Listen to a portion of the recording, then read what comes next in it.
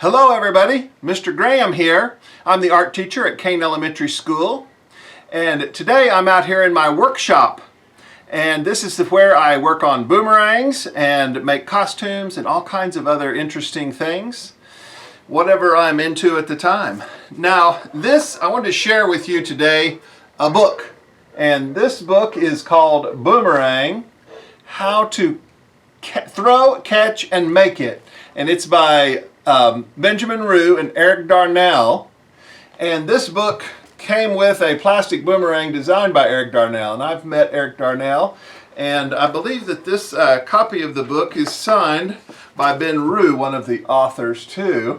So I bought this. This is like the second copy of this book I've had, but it comes with lots of great stories about boomerang throwing and the sport of boomerang throwing. The history of boomerang throwing, how it started with the Aboriginal people of Australia making hunting sticks long ago. And the hunting sticks were used, were big straight flying sticks that they would hunt game with. And as an offshoot of that, they made some lighter sticks that could return in the air. And those were primarily used for playing games with, not hunting. So a lot of cultures around the world made throw sticks. Here is a Native American that has a rabbit stick, a hunting stick to hunt rabbits with. So that was all around the world. But the Aboriginals of Australia were the main peoples known for the returning boomerang. So then this talks about, it talks about how to throw your boomerang. It has a whole section here on how to throw boomerangs and how to catch your boomerangs. It has stories of boomerangs and people in the sport of boomeranging. It talks about Felix Hess, a Swiss physicist who wrote a over 500-page paper on the science and mathematics of boomerang flight. It talks about throwing for right-handers and left-handers and how to position yourself to the wind to get good throws. It tells stories about people who have made boomerangs and sold them in the past. And the coolest thing about the book, to me, it tells a lot about making boomerangs. So it tells some of the tools you might need to get started making boomerangs. Now this book is from the 80s, but it still has a lot of good information in it, if you can find these. This is about Herb Smith, who was a famous English archer and boomerang thrower. He had quite an interesting person, and his boomerangs are very valuable and collectible.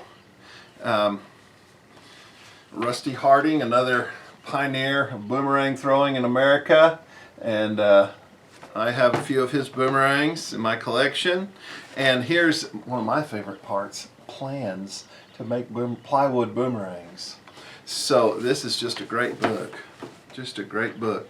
And I still follow a lot of this information in here, learned a lot from this. This also talks about the games and competitions, and it talks about back in the 80s when the American boomerang team went to Australia and beat the Australian team. So that's kind of an interesting story, and the rivalry that went back and forth between the American team and the Australian team. And now a lot of countries have boomerang teams that play in competition. So interesting, and you can see I've been working on some boomerangs. This is a traditional shape, what we call a traditional shape boomerang with two wings.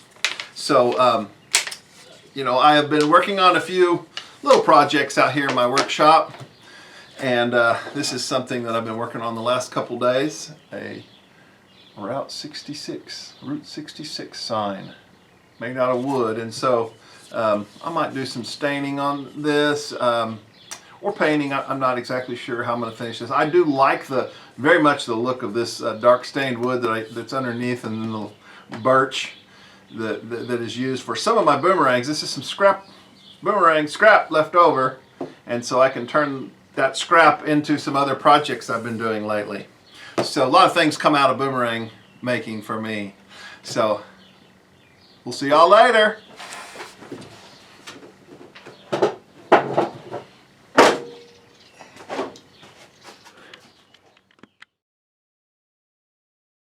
Hello everyone, Mr. Graham here. Hey, wait, something's not right. That's not me. Oh, here I am. This is a fiberglass sculpture of me.